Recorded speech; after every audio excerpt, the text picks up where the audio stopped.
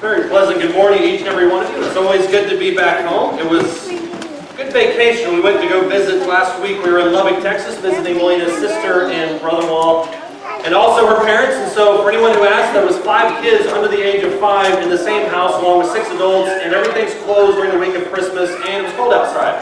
So I'll let you imagine how well that week went. It was chaotic to say the best, but it's always good to be with family. It's always good to be back, though, and I appreciate the men that were able to fill in while I was gone. Not only Curtis, who's preaching in Parksville this morning, that's where him and Kara are at, but also Paul for preaching and doing double duty last week. I tried to talk him out of it. I told him it was a horrible idea. I said that everyone's going to hate him. He insisted on doing it anyway. I will say, though, that I've never, at least in my time here, I've never, after one of my sermons or classes, had anyone ask me for copies of my stuff. So I assume it went well. I guess it went well. I listened to most of them, and I thought they went really well. For the last 4 years, we have had a yearly theme. We've had different things that every year, and the main goal of it is not necessarily to formalize anything. It's mostly just for me to kind of give my preaching some kind of direction, some kind of goal, because obviously my preaching never has any direction or any kind of goal whatsoever. But it's designed to kind of put us all kind of in one forward motion towards one central idea and to kind of get us thinking about certain things. A few years ago, we did a very first principles-based year. We talked about musical instruments, we talked about women's role in public worship, we talked about baptism, we covered kind of the gamut with all of that. Last year, if you remember, we discussed the idea of home. We discussed the idea of how we can strengthen our home, both with families, with single people, with widows, and we kind of ended the year talking about our legacy. And this year, what I want to do is something just slightly different. We're going to still have a yearly theme, but instead of having one sermon a month on a different topic every month, what I want to do is I want to have keywords for the entire year. Every month is going to have its own specific keywords. So this month, as you can see behind me, this month what we're going to be focusing on is vision. And obviously, you have the cliche, the 2020 vision. That's the obvious theme for this year. But this month what we're going to focus on is vision. And in case you think where every sermon is going to be about vision, it will be to a certain extent, but not so tied in that we skip over a bunch of stuff. We're still going to have our doctrinal sermons. We're still going to have very textual-based sermons. As a matter of fact, next month when we talk about clarity, we're going to be discussing the indwelling of the Holy Spirit. So we're still going to have our very doctrinally-based sermons. Everything's going to be very normal. But we're going to try to tie in all those sermons at least a little bit, at least a microscopic amount, to what our theme is for that specific month. And so this month what we're going to be focusing on is vision, next clarity, priorities, passion, commitment, habits. All of it is geared around trying to create a perspective amongst ourselves and also perspective amongst our church. We have to develop the ability, as James chapter 1, verses 24 and 25 talks about, we have to have the ability to look at ourselves clearly and then be able to see how we can make adjustments in our life. We also have to be able to discern how we can grow as a local congregation. What are our strengths? What are our weaknesses? And most importantly, how can I help contribute to the growth of this local congregation by first starting with growth within myself? And I would encourage you, as you set your New Year's resolutions for this year, as you set your goals, I would encourage you to not be too shy. I think it's very easy for us sometimes to say, well, I'm going to make this goal, that I'm going to lose 2 pounds this year. And for some people, that is a big goal. And if that's your big goal, that is, for me, at least a little bit. If that's your big goal, that's great. But I would encourage you not to be too shy in setting spiritual goals for yourself. It's good to have something grand to shoot for so that even if you don't hit all the way, you can at least see a marked improvement in your life. I think you see the value of these kind of big goals when you look, for instance, at our nation's history. On May 25th, 1961, this is a scene that's probably familiar to many of you. Some of you may have heard this on the radio, may have seen this on the television. But JFK stood before a joint special session of Congress, and he had a few things on his mind. It was very unusual for him to do that in the spring. The State of the Union obviously comes in January. And he stood before a joint special session of Congress to what he deemed, and that's the title of his speech, talk about matters of national urgency. And the very beginning of the speech, he talked about things such as economic policy. We were going through a recession at the time. He talked about foreign policy. But it's always that last section of this speech on May 25th, 1961 that everybody remembers the most, because that's when JFK stood in front of everybody and urged us to set our sights on space. And he made mention, and I'll try my best to hold back trying to do a JFK impersonation. The whole week I couldn't help myself. But he said, first, I believe that this nation should commit itself to achieving the goal before this decade is out of landing a man on the moon and returning him safely to the earth. Now, I'll tell you, in the scheme of grand goals, that one's gigantic.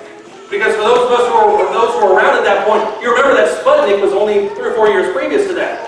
Alan Shepard had just gone into space, the first American into space, like a month previous. And I think John Glenn would orbit the Earth for another year after that. And so for JFK to get up in front of everybody and say, we need to not only go into space, put a man on the moon, and then bring him back, that's a very lofty goal. That's something to shoot for, no pun intended. But what I want to focus on, at least for this moment, is what he said after that, because we all remember what he said. We all remember this grand challenge. But listen to what he said next. He said, I believe we possess all the resources and talents necessary.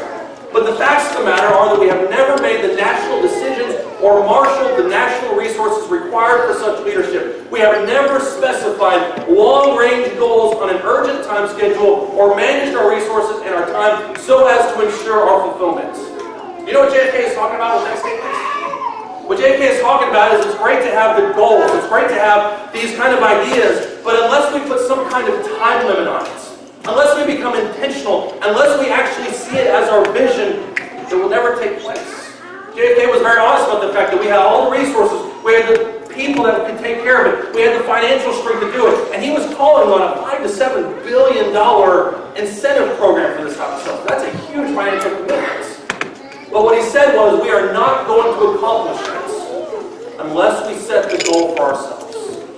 So I would encourage every single person here this morning, as we think about our spiritual goals, what you want to accomplish individually this year spiritually, what we would like to accomplish at this church, I would encourage you to set your goals high and to shoot for them with all your might. I'm calling on the elders, the 3 elders that we have in this congregation, to get together, to set goals for us. To set goals for themselves, but to set goals for us. I'm calling on the deacons that we have to get together to set goals for themselves. I'm calling on myself to set a goal for myself. I'm encouraging everybody, especially Howard, but I'm calling on everybody to set goals for themselves. To think about how you can grow individually as a Christian and how we can grow collectively as a church. When you think about a JFK situation, we talked about with the resources, it's the exact same scenario that we have. We have a lot of resources, and if you were to put our congregation, and I mean, I don't like to always use very physical terms, but if you put our congregation physically against any other congregation in the world, we have all the ingredients, ladies and gentlemen, to succeed in whatever capacity you want that to be. We have people across all the age spectrum. We have everybody from infants to senior saints. We have elders and deacons in place. We have some kind of preacher that stands here every once in a while. We have a newly renovated building. And we are in a growing part of the United States that is friendly, by the way, to Christianity. There is no reason, however you want to scale this, there is no reason that by the end of 2020 we can't be better versions of ourselves spiritually than we are right now. We just have to make the goal, we have to make the commitment to do that. Fortunately, we have the vision for us. The very last thing that Jesus would say in Matthew chapter 28 as he extends this invitation, as he tells the people to go on their way. He says, go therefore and make disciples of all the nations, baptizing them in the name of the Father and the Son and the Holy Spirit, teaching them to observe all that I commanded you, and lo, I'm with you always, even to the end of the age. If you look at this verse, these 2 verses, really closely, there's a lot in there to unpack. Because Jesus isn't just talking about going on about your daily life. He's not just saying, go on and try to be a better version of yourself. That's what Joel Osteen would say. The vision for us spiritually is laid out. And the very first thing he says, ladies and gentlemen, is go. Make the commitment. Get out there. Do something. And I'm talking to myself first and foremost. Go. Get out there. And then he says very specifically, he says, make disciples of all the nations. Don't just make followers. Don't just make people who are lukewarm. Make disciples of everyone. So you see shades of the Gentiles within that. And then he emphasizes baptism, baptizing in the name of the Father, the Son, and the Holy Spirit. So he emphasizes the authority that God has. And then he emphasizes obedience by saying, teaching them to observe all that I commanded you. That's a message we desperately need to get out in today's world. But then he caps off that authority with a little bit of encouragement and says, lo, I'm with you always, even into the end of the age. The first 3 quarters of that seem lofty. Go into all the world, make disciples of all the nations. And they didn't have MapQuest, so the end of the world was a little bit hazy for them. If we're going to go all the way to Africa, what does that mean? Doesn't matter. God said go there. If we're going to go into Britannia, what does that mean? I don't know. God said go there. And according to tradition, that's exactly where the Apostle Andrew ended his life. But then he caps it off at the end of that by saying, lo, I'm with you always, even unto the end of the age. Every vision we craft for ourselves, no matter what it is, no matter what we say we want to be in this year, personally, collectively, every vision that we set for ourselves needs to fall within these spiritual parameters. But how else do we create a vision for ourselves? How else do we craft a perfect vision for ourselves and as a church? And I would say first and foremost, we need to make the decision to improve. For some reason, there are people in this world, and I don't know of anybody offhand, but there are some people who think that setting goals is sinful. And I actually hadn't thought about this at all until somebody pointed it out to me. But if you look at James, the 4th chapter, verse 13, you see where they're coming from with this. In James chapter 4, verse 13, James writes, "Come now, you who say today and tomorrow we will go to such and such a city, and spend a year there and engage in business and make a profit. Yet you don't know what your life is going to be like tomorrow. You're just a vapor that appears for a little while and then vanishes away. Instead, what you want to say is, if the Lord wills, then we will live and also do this or that. But as it is, you boast in your arrogance, and all such boasting is evil." Verse 17, "Therefore to one who knows the right thing to do and does it not, to him it is sin." What James puts forth in this passage, in James chapter 4, verses 13 through 15, is not the idea of not setting goals.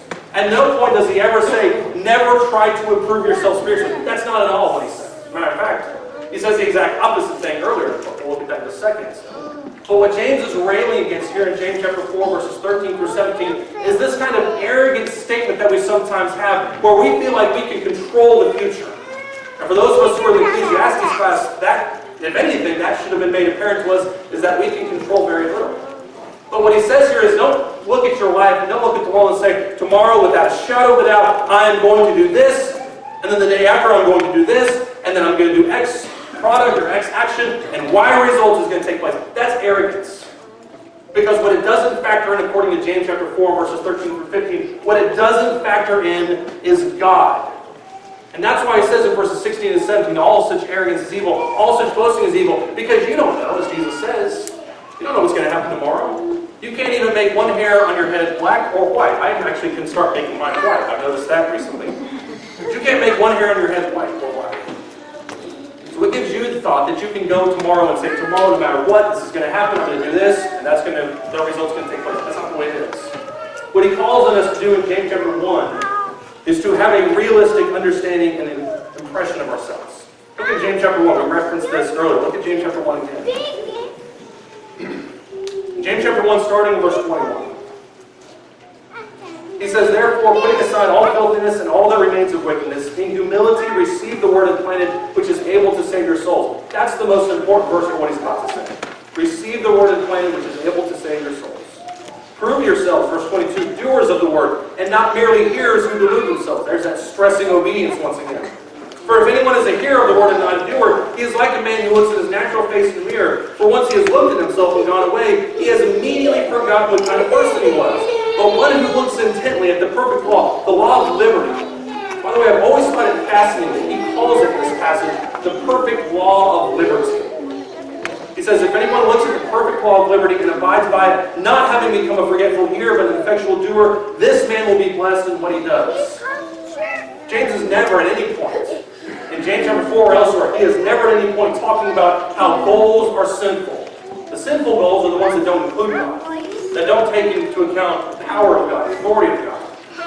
But in James chapter 1, verses 21 through 25, he is emphatic that we all need to take a spiritual look in the mirror. Every single one of us, no matter where you are. We all need to take a long spiritual look in the mirror, intently. Look at the scriptures. And ask ourselves, where do I stand on it? Our biggest enemy in this regard is autopilot. It's so easy for us to just say, well, I'm coming to church on Sundays and Wednesdays, I lead singing, I do a so-so job, I preach, I do a so-so job, I never miss any attendance, I'm always there for Bible class. Every once in a while I'll make a comment and harass Joe, but that's beside the point. I'm always there. And so we kind of nuke ourselves in this autopilot where we just kind of go and exist day by day. But what he asks us to do in James chapter 1 is look intently at the law of liberty, stare into the scriptures, and ask ourselves, how can I improve? And then make the decision based on that to actually improve. Instead of just saying, this is something I'd like to get around to. Maybe. So look at yourself. Resolve to improve. Make a decision based on that. But as we just mentioned, we have to plan with God. That's really what James is all about. We mentioned in James chapter 4. James is not about the idea of not making goals. What he's about is including God in those goals. Proverbs chapter 19 and verse 21. I love what Solomon says here. He says, many plans are in a man's heart, counsel of the Lord will stand. I love Acts chapter 5. Look over there with me if you would. Acts chapter 5.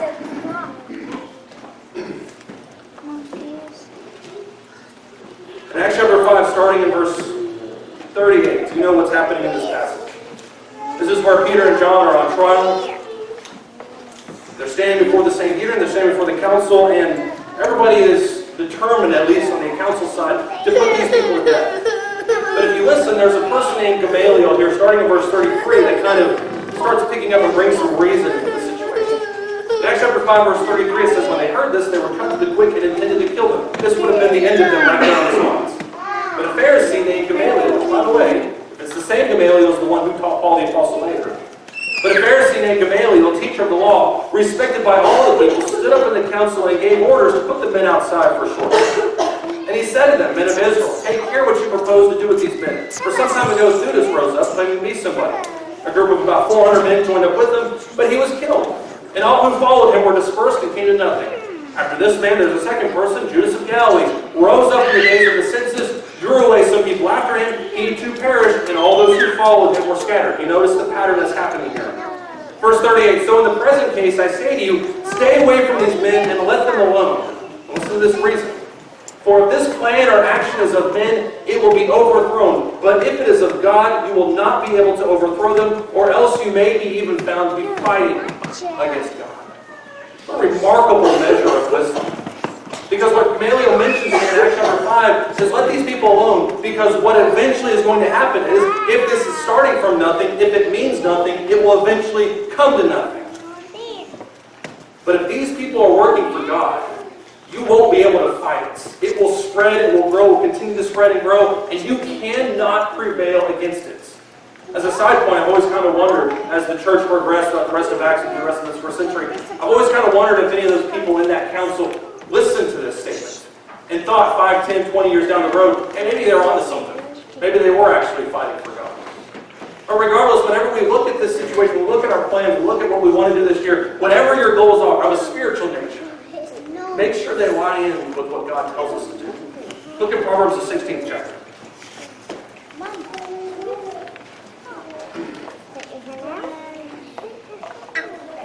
Proverbs chapter 16. Proverbs chapter 16 is the verse that a lot of people look to when we start talking about goal setting. Proverbs chapter 16 and verse 3. Solomon writes, commit your works to the Lord and your plans will be established. That seems kind of straightforward. And certainly there are a lot of people in the world that will look at that and say, well, all I have to do is commit my ways to God. I have to pray about them. Some people say I have to pray over them, whatever that's supposed to mean. But I have to commit my ways to God, and all of a sudden those things are going to be established. And that may or may not be true. But what you have to do is take this verse, as all good Bible study goes, you have to take it in its context. And in Proverbs chapter 16 and verse 1, listen to what Solomon says around that verse.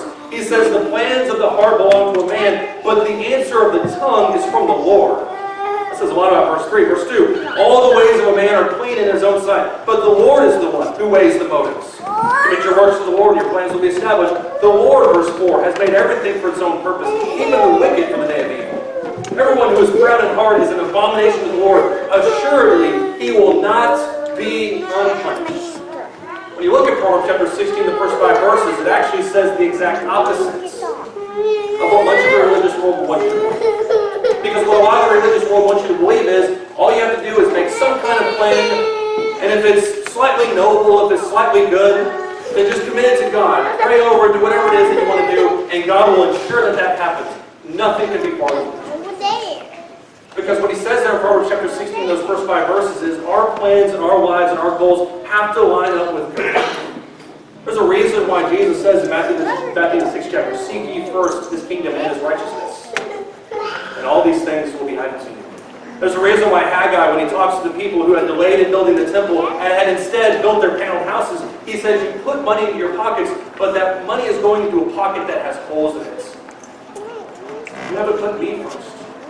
You haven't put God first. And I fear too often times, and I'm putting myself up with this group as well, but I fear too many times we make plans that are somewhat spiritual in nature. We say, I'm going to do this, I'm going to do this, or I'm going to be this person, or I'm going to grow into this person. And in all those plans, spiritual or otherwise, we fail to include God. And we fail to ask ourselves, is is this what God actually wants from me? Is this what God wants me to do, or is this maybe just what I want to do? Our plans and our goals and our visions always have to be spiritual. They always have to line up with God. And I'll say this too.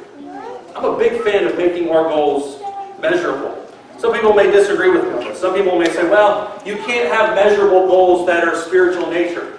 I would agree and disagree with that. Because oftentimes when we make measurable goals for ourselves, and there's a saying in business, which the industry that I'm in is as far away from business as possible. But there's a saying in business that says that which gets measured gets managed. And so I am a big fan of having measurable goals for ourselves. But here's the kicker. Sometimes even measurable goals can produce immeasurable results. Say, for instance, you set out this year, 2020. Say, for instance, you set out this year, you say, I'm going to talk to one person. This is just an arbitrary goal I came up with. I'm going to talk to one person every single week this year about the gospel. 52 weeks, I'm going to talk to 52 people about the gospel. Some of them may be people I know, some of them may be people who are in line in front of me at Starbucks and are taking forever, and I have to talk to them about the gospel so I don't say something else to them. But I'm going to talk to 52 people, one a week, about the gospel. And over the course of those 52 weeks, you may have, and I'm not trying to be pessimistic, I'm just pulling kind of a number, you may have 4 people that want to study with you. And of those 4 people, maybe 0 people are baptized. It'd be very easy at the end of that year to be discouraged and say, well, nobody was baptized, nobody even came to services with me, not even once. And so the entire year was wasted. And it's very easy to see that as a zero-sum game. Let me posit something to you. That when you spread the gospel to 52 people, even though 0 people were baptized, what you really did was plant 52 seeds. I want you to look at John the 4th chapter real quick. John the 4th chapter is famous for being this huge story about Jesus and the woman at the well, but the bigger story, in my opinion, from John chapter 4 is not so much about the woman at the well, it's about how we view evangelism. Because the argument that's made is the apostles come back and talk to Jesus, and it's very explicit there. It says they were amazed that he was talking with a woman. You can make of that whatever you want to. It's also surprising, by the way, that he was talking to a spiritual woman, but that's a side point. So when you look at these first 24 verses, the story of the woman at the well is part of a bigger story about evangelism and how we view that. And in John the 4th chapter, starting in verse 34, listen to what Jesus says back to them. He says in verse 34, my food is to do the will of him who sent me and to accomplish his work. Do you not say, there are yet 4 months, and then comes the harvest? Behold, I say to you, lift up your eyes and look on the fields, for they are ripe for harvest. What he's destroying in that passage, in those verses right there, is the idea that I have to wait for the time is right. I have to wait for the right time to spread the gospel. That's what he's destroying. But look what he says immediately after that, verse 36. Already he who reaps is receiving wages and is gathering fruit for life eternal, so that he who sows and he who reaps may rejoice together. For in this case, verse 37, the saying is true. One sows and another reaps. I sent you, verse 38, to reap that for which you have not labored. Others have labored, and you have now entered into their labor. Jesus is talking about evangelism not as a single-shot effort, where I go out into the world and I preach the gospel to 52 people this year, and all 52 of those people are hearing the gospel for the first time. That's not true. Because what I don't know is I don't know, for instance, if the person in line of me at Starbucks, who I've come to love over our recent conversation, the person in line in front of me at Starbucks may have had that same conversation with Levi a week earlier. And maybe 3 weeks before that, maybe Ken was behind him, and Ken starts talking about the gospel. And so what I'm doing at that point is building on both Ken and Levi's foundation. And what I don't know is after that week, maybe Scott comes into Starbucks, and Scott is notoriously a hothead, so Scott is obviously going to reorient his approach to talking about the gospel. He builds on my foundation, builds on Levi, builds on Ken's. And so if we think for any second that when we preach the gospel to other people, if you're using the spiritual goal, and nothing seems to come out of it, what we fail to realize is the immeasurable results that can come out of it. Noah preached, as best I can tell, Noah preached for 100 years. The only people that got in that boat was his family. Peter got up in front of thousands of people on Pentecost, and 3,000 people obeyed the gospel in that one day. So what's to say what our measurable results are going to, what's to say what immeasurable results our measurable efforts are going to produce? I would also finally tell you to make those goals eternal. Let me be clear about something real quick. spiritual goal that does not have eternity as its end result is misguided and short-sighted. I'll say that again. Any goal that does not, any spiritual goal rather, any spiritual goal that does not have eternity as its end result is misguided and short-sighted. Now you may be asking yourself, well, how is it that you can have a spiritual goal that doesn't have eternity in nature? Look around you. Because when you look at the denominational world, what you see are programs and ministries and all sorts of things that fall into the realm of spirituality that don't have anything to do with eternity. If you're here this morning, you have some kind of drug addiction, I am a huge fan of you getting the help that you need for that. If you're here this morning and for some reason, that sounds a lot like my invitation, it's not. But if you're here this morning and for some reason your marriage is in trouble, I am a huge fan of you getting proper marital counseling. Some people have asked me in the past, do you do marital counseling? I do. I don't do it very well. I'll do just about whatever you want to, but I don't do marital counseling very well. Our elders probably will do that. But all we can do is point you to Scriptures. All we can do is point you to what God says, and that's super powerful. But it may be that you need somebody who's trained specifically in that. I'm not against those people getting that type of help. But those things are not the responsibility of the church. Those things are not my responsibility. That's not what I'm trained in. The church's #1 job is, and always will be, Matthew 28, to make disciples of all the nations. But before we pat ourselves in the back for a job well done, it can be very easy for us to say, well, we don't have any programs, we don't have any folk ministries that are secular in nature, even though they appear physical. We don't have that, so good job us. We can still do that. Because it can be very easy for us to say, look at our number up here on the board and say, well, we were 100 last year and now we're 118 this year. Look at us. And that's true. I glory in that. I love the fact that I can fellowship and worship every Sunday and Wednesday with Christians, more and more Christians every week. I love that. But what are we really after, ladies and gentlemen? Are we after warm bodies and pews? Or are we after souls? What would you rather have? A church of 1,000 people that are kind of there, kind of not there, people that don't really care that much, people that aren't really that engaged with God, people that read their Bible once when they were 4? Or would you rather have 50 people that are on fire with God, that you can lean on, that can lean on you, that can grow together as iron sharpens iron? What would you rather have? I think the answer is very plain. Our goals may be sometimes masked, maybe seem eternal, but are really physical in nature. What we need to do every time we make a goal is make them eternal. It's not about warm bodies and pews. It's about souls reaching heaven. That's really what our work here is all about. In 1 Chronicles chapter 21, there's an interesting story, and it's paralleled in 2 Samuel 24.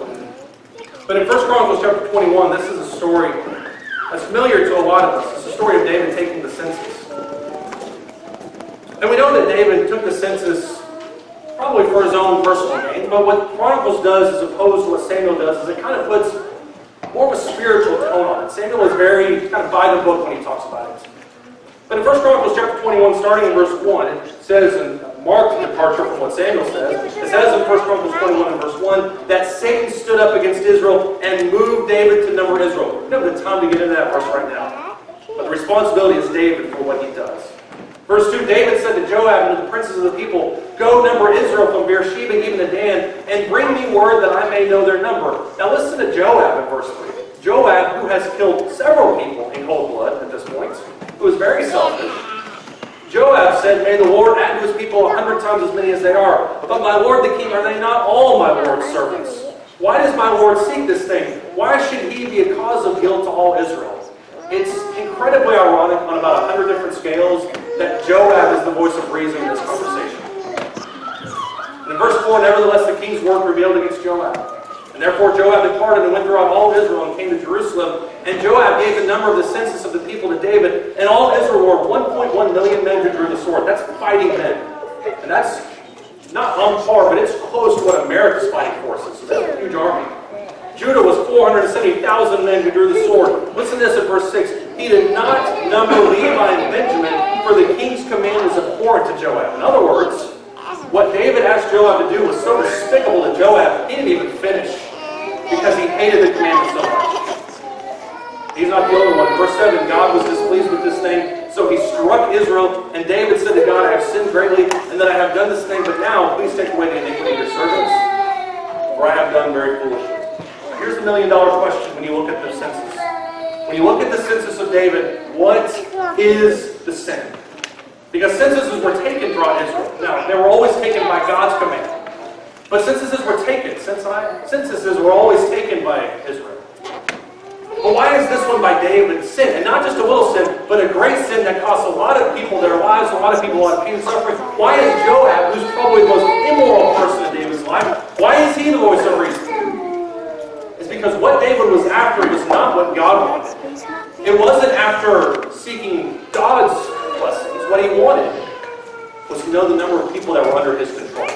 There's usually only two reasons why somebody in this day and age, in that day and age, would want to number their people. One is for tax. Another one is for military strength. You want to know what your army is, and you want to know how many people are there so you can tax them. Josephus records in the first century, with the time of Jesus, that the census takers were also the tax assessors. And so there's two reasons why somebody would want a census, for taxation or military strength. Both of those, ladies and gentlemen, point to the pride of David. What David was after in the census was not some kind of understanding of, if I went against the Philistines, how many people do I have? I just want to be safe. That's not what he was about. It's about pride for David.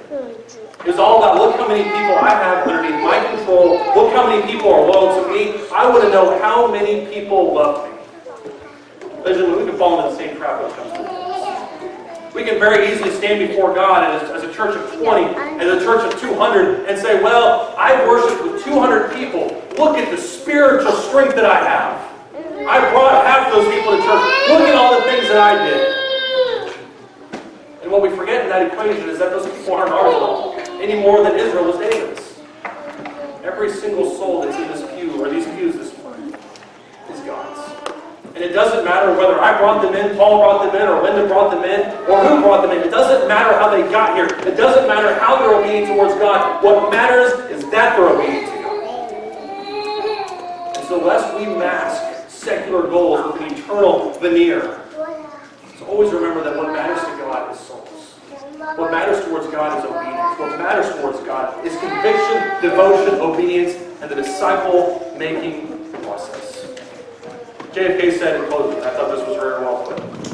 JFK said at the closing, he said, let it be clear, and this is a judgment which the members of the Congress must firmly make, let it be clear that I am asking the Congress and the country to accept a firm commitment to a new course of action if we were to go only halfway, or to reduce our sights in the face of difficulty. In my judgment, it would be better not to go at all.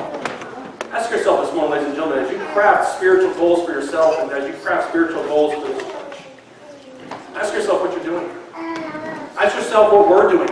What is it that we're doing here? Are we here to check off a checklist, an attendance roster? Are we here to save face amongst our fellow Christians that we don't want that Monday morning phone call, so I'm going to show up on Sunday so everyone still thinks that I'm kind of okay? What's the purpose for you being here? What's the purpose for me being here? And if it's anything besides drawing closer to God, spiritual growth, obedience, fellowship with other people, I would encourage you to reevaluate your priorities. Because what we're about, ladies and gentlemen, is a firm course of action towards heaven.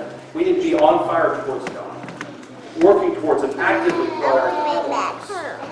Or else what are we hoping to accomplish? Set goals for yourself. I'll set goals for myself. Let's push towards those in the year 2020. If you're here this morning, now this is my invitation. If you're here this morning for some reason you're far from God, your very first and strongest course of action needs to be putting Him on through the waters of baptism. Making your calling and election sure, washing away your sins so that you can start that journey. So that you can start that walk with Christ. The good news is, and this is the good part about members, the good news is you have 117 other people that will help you. You have 3 elders that care deeply about your soul. And you have a whole bunch of people that care deeply about your soul as well. If we can help you spiritually anyway, why don't you